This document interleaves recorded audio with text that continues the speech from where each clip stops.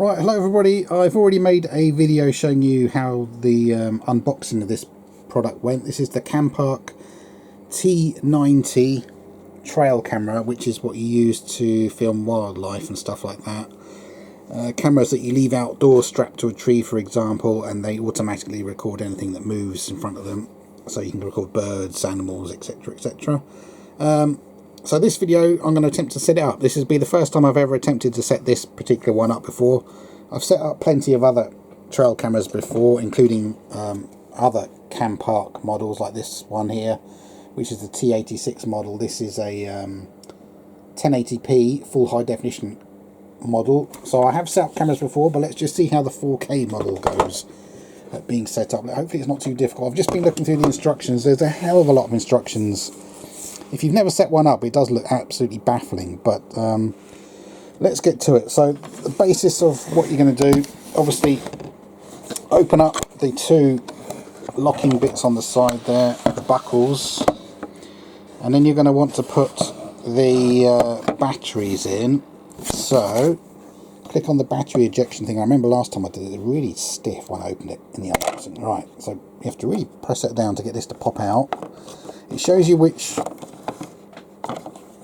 way around is the correct way to put them. If I can get this out. So it's pretty obvious anyway. The springs, the negative end goes onto the spring end. So let me just put the camcorder down. I need two hands to do this. It's quite fiddly, but it's simple enough. So you're going to need 8 AA batteries. The ones I'm using today are this tensile brand. Ignore the I put letters on each of my batteries individually so that I could work out if any of them went wrong. These are 2000 mAh capacity, MAH, 1.2 volt. Now I do know that the Campark in the instructions does say don't use rechargeable batteries, use alkaline ones. Well, I'm ignoring that. I'm using rechargeable batteries because that's what I use. I don't use throwaway batteries. I know on the 1080p model that makes it, even when you've fully charged batteries, when you put them into a Campark trail camera, it says that they're about 85 or 90% charged. That's the thing that doesn't quite work because the voltage is different. But the cameras do still work using rechargeable batteries, so that's what I do. So there you go, 8 batteries in there. These have come from a box I keep batteries in. These should be fully charged. Okay, so that's 8. Then you're going to want to slot. Now, I was just about to put it in the wrong way. Remember that when I took it out, you saw that card, so it's that way around. So it feels as if the batteries are going to drop out the way they've designed this. So let me just put the camcorder down again because I can't. Okay, and then slot that in there. Now it gets really stiff when there's about 1.5 inches sticking out. Oh god! And then it suddenly rams in almost, and then you still need to press it a little bit more. Yeah, there's quite some resistance there. So push it in more. And you hear a click, and now that's in. Next thing I know you're going to need is an SD card. Now, just luckily I looked through the instructions on this, and where are we? Page 7 of the instructions tell you you're going to want a class 10 or higher SD card, and then they say U3 recommended. Now, I've got loads of SD cards. Let me show you, because I've got lots of different camcorders and trail cameras. I'm forever using SD cards. And as you can see, 10 inside of a circle like that's class 10. So I've got loads of class 10 ones in different capacities. Most of the ones I've got 64 gig, you can get 128 gig, etc, etc. And you can see they've got different write speeds.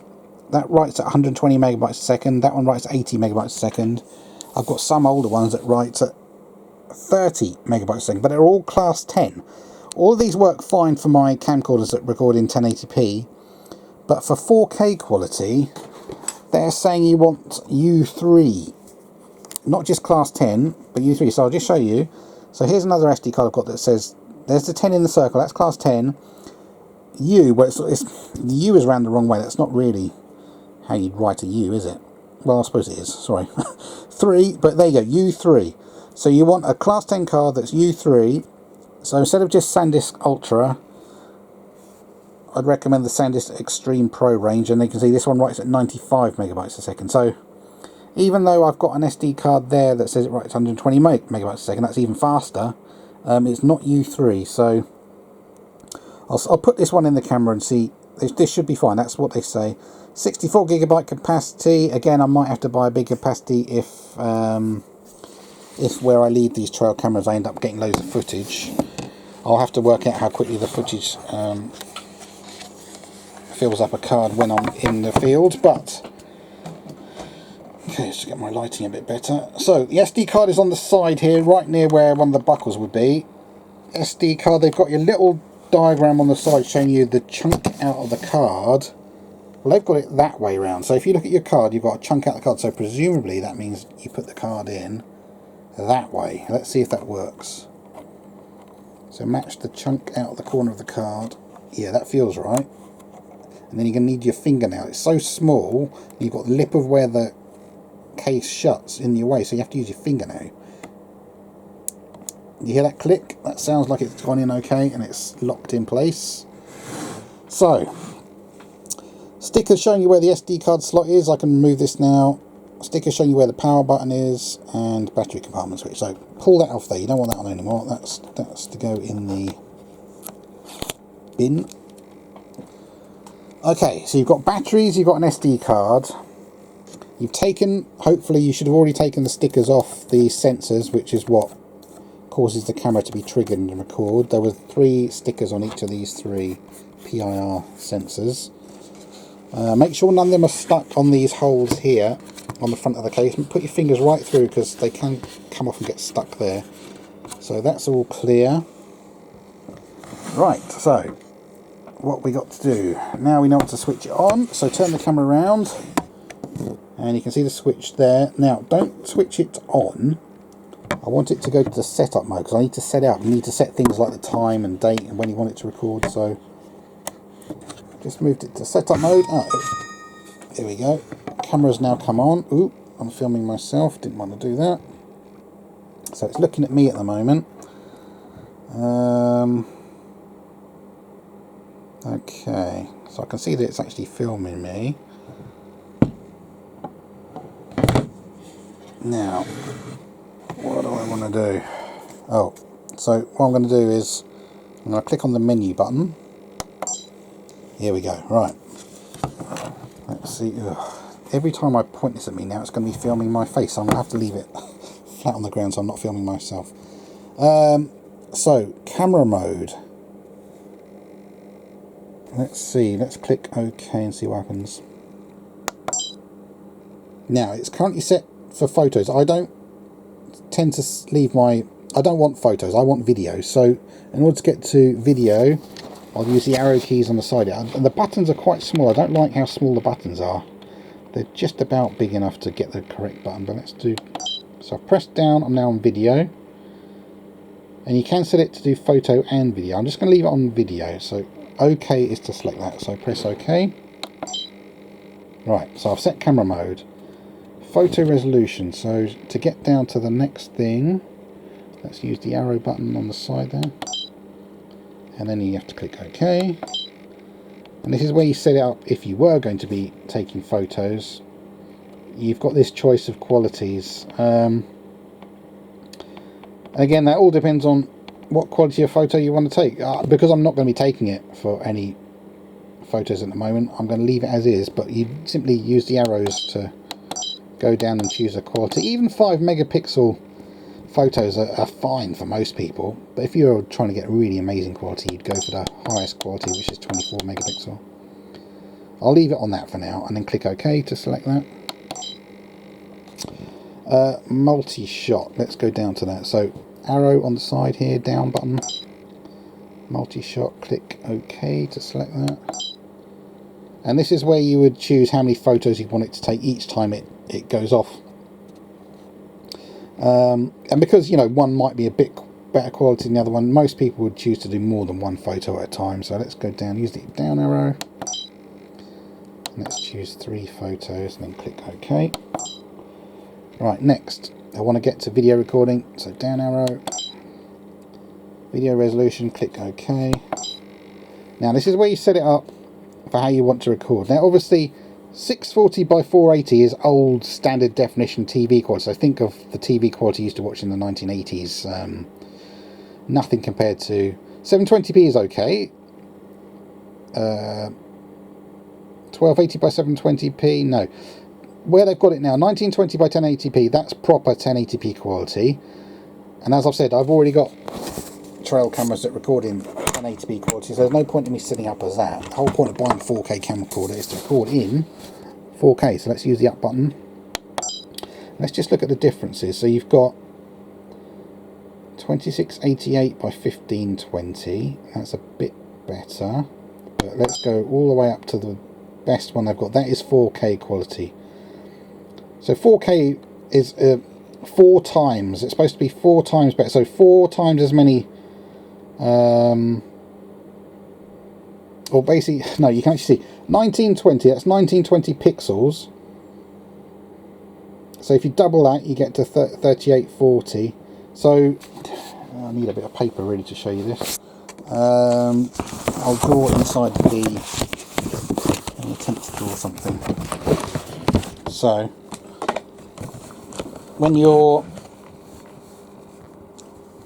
being shown a picture on your camera or TV or whatever, I'll draw pixels as a circle. So 1, 2, 3, 4, 5. Imagine you had five dots like that. Each one could represent a colour. Let's say red, green, yellow, blah blah blah. The more pixels you've got, the better the quality. So as you go across horizontally, I believe the 3840 is horizontally, so you've got 3840 of these dots in the horizontal vein showing you the picture quality, and going up in 4K you've got 2160 of these pixels, and that compares to 1080p is 1920 horizontal ones and 1080 vertical. I think that's the right way around, vertical, horizontal. It's one or the other, but that's my explanation. So the more pixels you've got in a picture screen, the higher the quality of picture, because each pixel can be showing you slightly different amounts of colour, if you see what I mean. So just think, if you were painting something, the more dots you put, the more definition there is. I'm sure you already know that, but just to explain. And the light bit, I've never heard of 4K light before. Need an explanation for that, but I believe that's because of how many frames per second it takes. So you can get 4K camcorders and stuff that record in 4K, but they might record in, let's say, 25 frames per second. That's like taking 25 photos per second. I believe this 4K camera takes 10 frames per second. So maybe that's what they mean by light. It's not quite as high quality. Oh, I just noticed all these colour lights going off at the moment on this camera as I'm doing nothing. Right, anyway. Yeah, just saw green light is going off on the, there you go, green and blue is flashing at the moment. I don't know what they mean. So I'm going to leave the camera set up on the 4K quality. So let's click OK. So I've set the video resolution. Now we need to set video length. So let's click down button, video length, click OK. Now, a 5-second video is pretty useless to most people. So I want to make that go up. So I'm going to use the up button.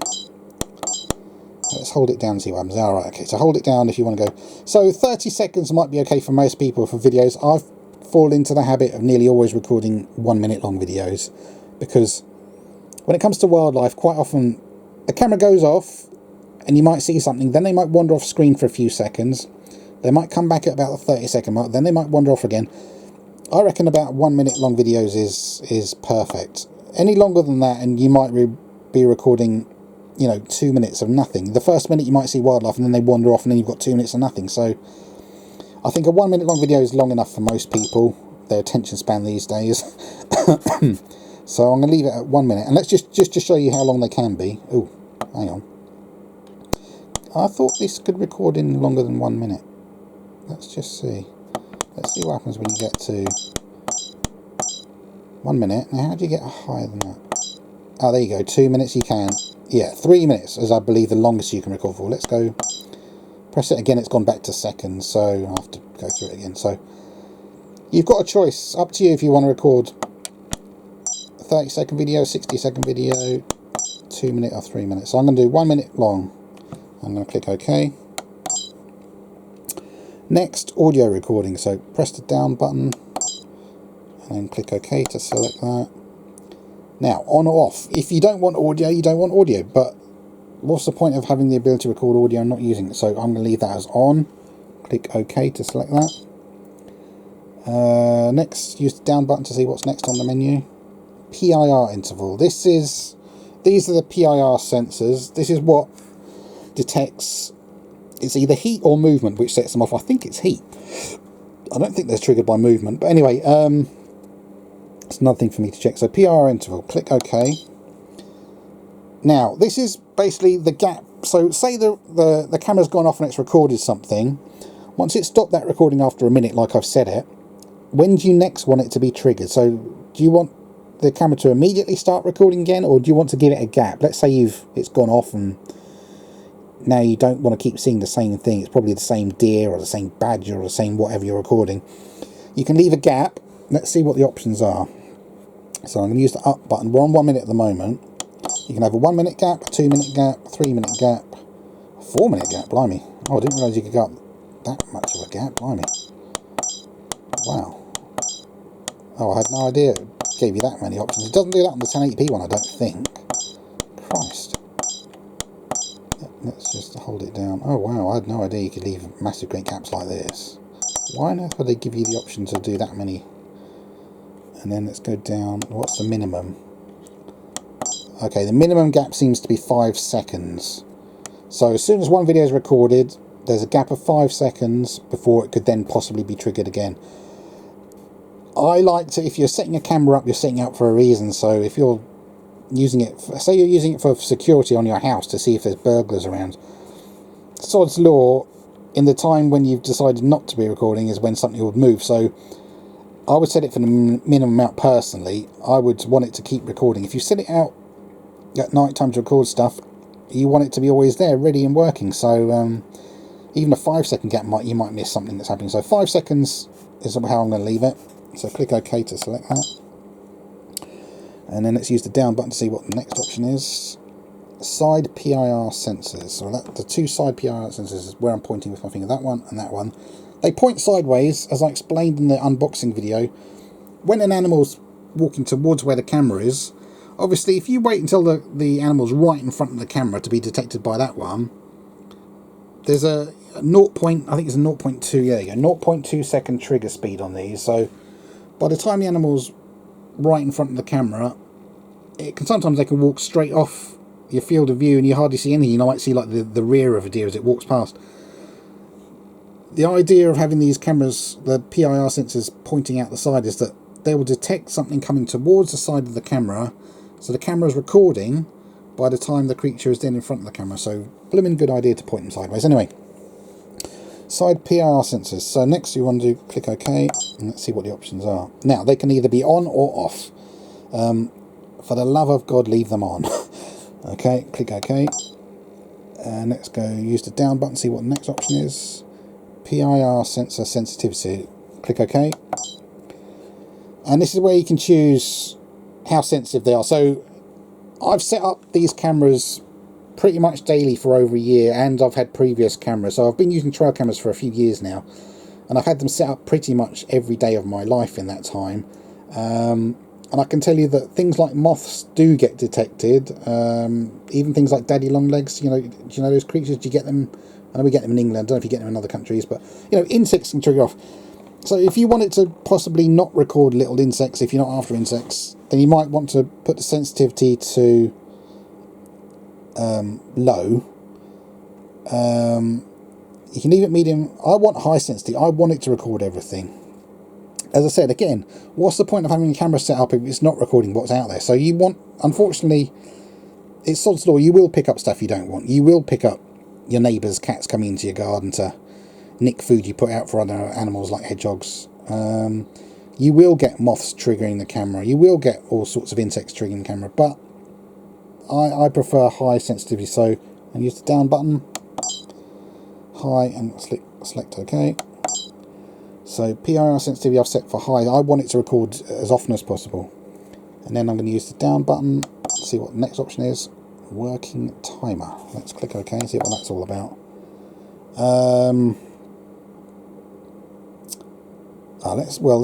It's currently on off. Let's see if I select on, what happens. On, select OK. Alright, so this is where you can set it up so that you only want it to record at a certain time. Let's say where you are, like for me personally, at the moment sunset is about 5 PM here in England, and sunrise is something like 7:30 in the morning. So you might only want to record what happens during darkness. So I could set this to only record from, let's say, 5 PM until 7:30 AM. In fact, I'm going to set that up because I'm going to set it up in my garden. It's gone, let me just see what time it is now. It's gone that time now, so I'll set it up for, I normally, well, tonight I'll set it up, there you go. Use the website called time.is, and then select your location. I've got it set for London time. That tells you exactly what time it is to the nearest second. Okay, so when you're setting up cameras, it's a good idea to get them set up as accurately as possible, because then if something does happen, let's say somebody burgles your garden shed or your garage or your house, you want to know exactly what time something happened, don't you? So let's get this set up. So again, got to use arrows. So start time, hour and a minute, hour. So I presume that's 3 AM, 4 AM. I don't want that. So hold it down to go faster. So 5 PM. It's currently 6:07. I'll set it for 6 o'clock because I want to give you a quick demo. When it does actually go off, I'll set it to record myself, and then you'll be able to see what the lights look like when it was recorded. So 6 PM will start. Let's select OK. Now it's gone to that. Hold on. That's not right. So menu back. How do I use? Oh, there you go. So if you press menu, you go back. Let's press menu. So working time. Back on working time. Press OK. It's saying OK on. So press OK. Right, now, how do I get from that to that? That wasn't explained, was it? So presumably it's going to be these buttons here, which allow you to go sideways. So let's try sideways. Yeah, that's it. So you use the right button to move across to that. Minutes, if you wanted to set that, that's fine for me. So I want to go across to the next thing, so press the right button. So I want it to stop recording, for me personally, about 7:30 is when it gets light here in England. So once it gets to 7:30, you just end up getting birds in your garden pecking around. So let's do that. So I'll use the down button because that should start there. Yeah, I was going to say it's going to start at the higher end. So, oh no, that doesn't matter. Just hold it down. 6 AM, 7 AM. So 7 AM, use the right button to go across. Down button, hold that down, and I want it to stop recording at 7:30 in the morning. Perfect. So starting at 6 PM, ending at 7:30. Then press OK to set that up. So you can see that is now on. Press OK to select that. Ugh. And it's gone back to that. So I want to get out of that. I'm going to press OK one more time. That is OK. So maybe this is the last screen of those options. Yeah, it's just going to keep going backwards and forwards to that. So I need to press menu to get back and out of that. It's on, so I'm going to press menu to get out of that. OK, so we're now back to that screen, and let's see if there's any other settings you've got to do. Working timer is on. Time lapse. Well, I'm not doing time lapse, but let's just see what they've got it set as. So press OK. Yeah, it's currently off. Time lapse is not something I currently do. That's another thing I'll have to look into and make another video about. I've never done time lapse. That's something I'd have to look into and show you. So let's do menu to get back out of that. So time lapse. Let's go down. You can see how many options are. You can see how baffling this would all get. Language. Well, you can see the settings are in English, but let's just check what they're giving you options for. So you've got options for doing a whole load of different languages. So Deutsch is German, Dansk is Danish. What on earth is Sumi? Don't know. Svenska, that must be Swedish. Espanol, Spain. Let's go through and have a look. Is there any other more that. Oh, there are French, Italian, Dutch, Portuguese. Wow. Is that Chinese? What's the difference? That looks the same as the one above, doesn't it? Oh no, it's slightly different characters. So what's the difference? Is it Chinese, Japanese? I don't know. Don't know what that one is. That's probably Japanese. So you've got loads of options. So English, keep it on English. Click OK. Press the down button to see what the next option is. Time and date. Now this is, yeah. So time and date, click OK to select that. So now I want to set time and date. So let's click OK. Now you can see they've got it defaulted at 2020. It is 2022. So up button.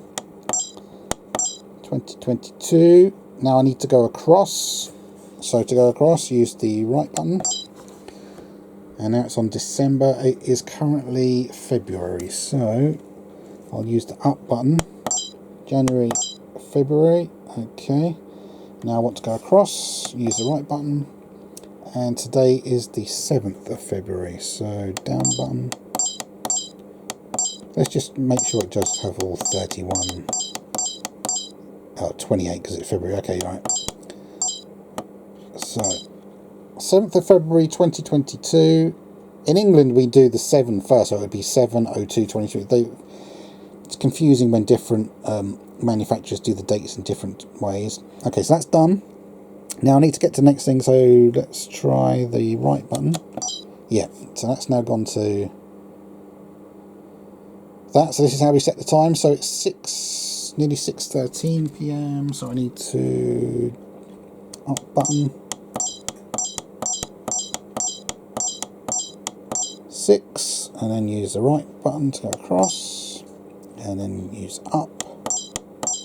So it's just gone 6:13. Annoying. Ooh.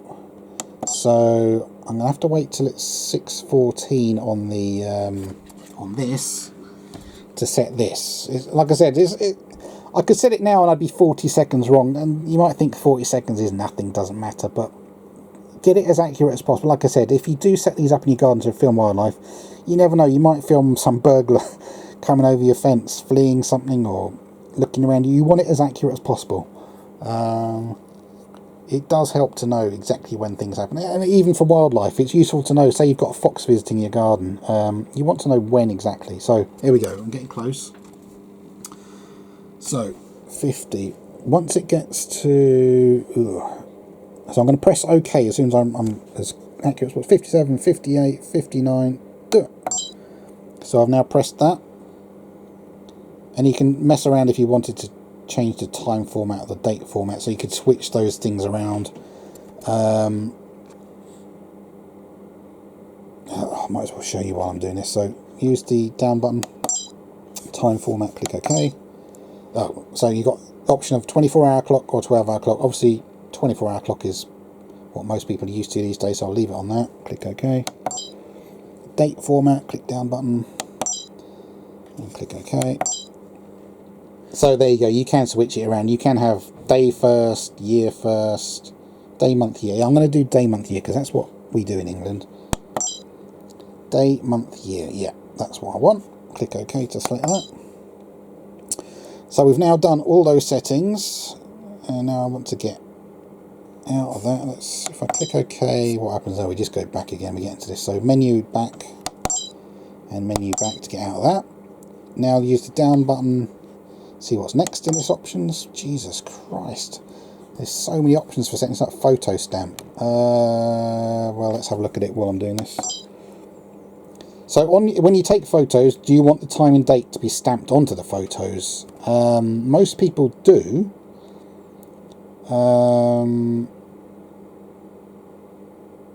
Let's click OK and see what happens. Oh, photo stamp. Right, click OK again. So time and date currently seems to be the default. If I move the down button, let's see what happens if I do dates and click OK. Ugh. It doesn't show you anything that's happening, so let's click on that one more time. No, so simply going to that changes it to that. So you can have time and date off, just date on it, or time and date. So go up.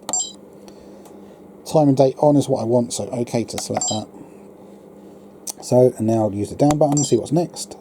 Password. Now this is if you want to set up a password so that only you could mess around in the camera. Now obviously, if like me you leave these set up in countryside, worst case scenario someone steals the entire device.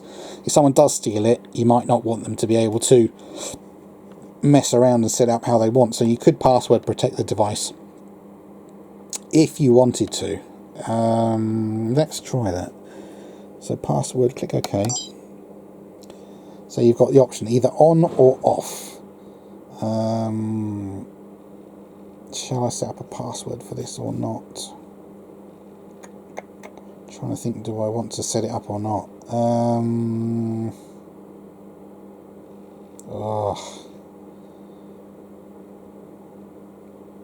I'll leave it off for now.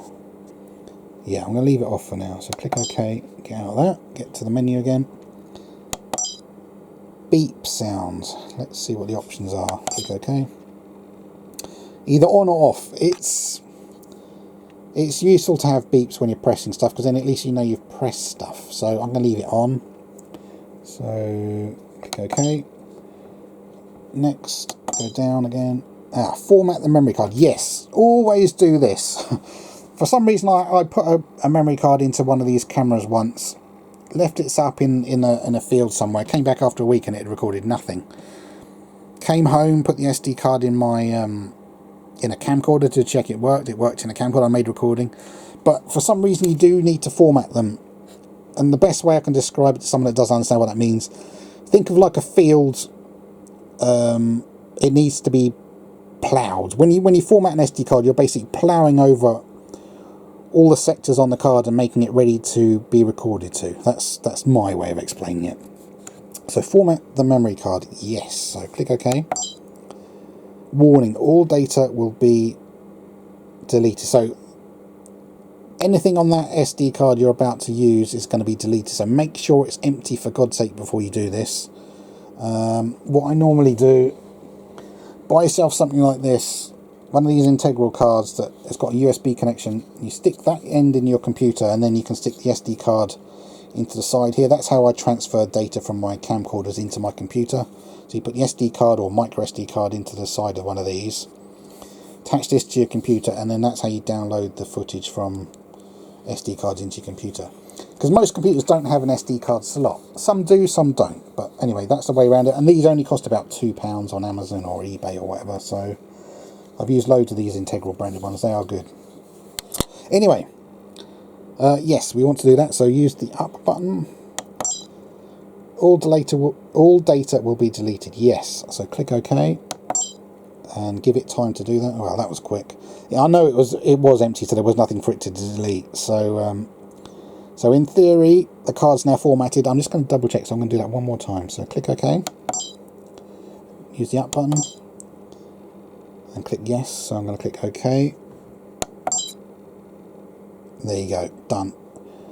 So then use the down button. See what the next option is. Camera ID. What's that? Let's click OK. Well, what does that mean? On or off? Camera ID. Let's see if there's anything in the manual about that. Camera ID. Let's have a look.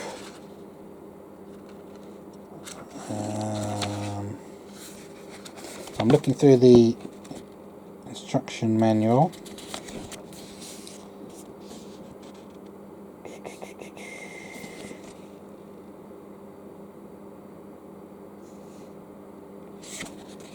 And I'm not seeing anything about that in the where it should be. We've just gone through the steps: time and date, photo stamp, beep sound, language, password setting we skipped, and then it's gone to setting up the Wi-Fi. There's nothing about that. That's one of the things I really hate about companies that come up with products. How can they never manage to make what actually happens on the device match what's shown you in the manual? You know, surely they can get that right, but they seem to have skipped that. So let's just see what happens if I choose on. Okay, what happens? Camera ID. So what are the options? So let's try the up button. Oh, I see. You can give it a number. So that, let's say you had a number, I presume, so that, let's say you had 5 of these exact same cameras out in the field. When you came back, you could have a way of knowing which camera was used to get which footage, I presume. But let's go back to 000. I'm going to leave that as blank at the moment because I don't understand that. I'll have to ask Campark to explain that a bit better. So let's use menu to go back. Camera ID we're leaving. Reset the settings. Oh god. So if you wanted to reset all those settings, you could do that. Let's just click on OK and see what happens. Warning, all your settings will be deleted. Do you want to do that? Yes. No. No, I do not. All your settings will be deleted. No. So click OK to get out of that. Next, use the down button. Wi-Fi is currently off and I want it to be off. I'm not going to show you how to set up the Wi-Fi on this because that's not something I currently have any use for. So I'm not going to go and baffle myself trying to set it up just to show you that. You can figure that out yourselves. Maybe I'll show you in a future video, but for now I'm not doing that. And the Wi-Fi SSID, I'm not showing you that because I'm not doing the Wi-Fi. Wi-Fi password I won't be setting up because I'm not doing Wi-Fi. And what I've heard about these is that even if you do set up Wi-Fi, I believe in order to use that you then need to go and get the app from the App Store, put on your smartphone, and then even if you've got the app, I think you still have to be really close to the camera for it to actually use. So the only use of that is if, say, you'd stuck one of these cameras up a tree and you didn't have any ladders on you and you wanted to make some changes to it, you'd still need to be within about 10 meters of the camera in order to use the app. So that's quite useless. I mean, it'd be brilliant if you could do it from, say, a mile away or something, but the fact that you've got to be virtually where the camera is, you might as well just take the camera down and do it yourself. I'm just going to look into the manual, see if there's any explanation about how close you need to be to the Wi-Fi. I'm sure I've read it somewhere, or I've seen it somewhere. Perhaps I saw it where it was on the advert where I bought this from, on an auction site. Maybe they mentioned it. At the moment I can't see. Let's have a look. Let's have a look in the technical specs. So page 23 of the manual. Let's see if this says anything. So trigger time I've already shown you 0.2 seconds. That is good. Detection angle 120 degrees is good. Does it say anything about the app? Not that I can see. And then that goes to date. So I don't know about that. I don't know how close you have to be, but I've got a feeling it is blooming close. Let's see if it says anything here.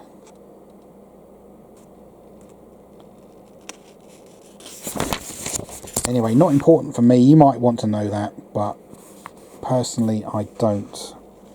So I'll leave that. Anyway, Wi-Fi password, right. Use the down button. Version. Click OK. Let's have a look.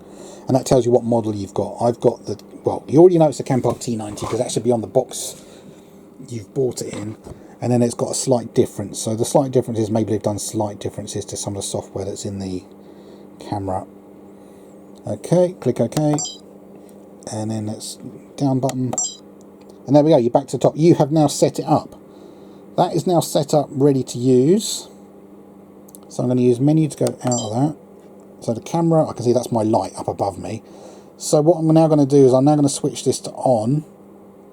Kill the lights in my room, and let's see if we can show you what happens to these lights.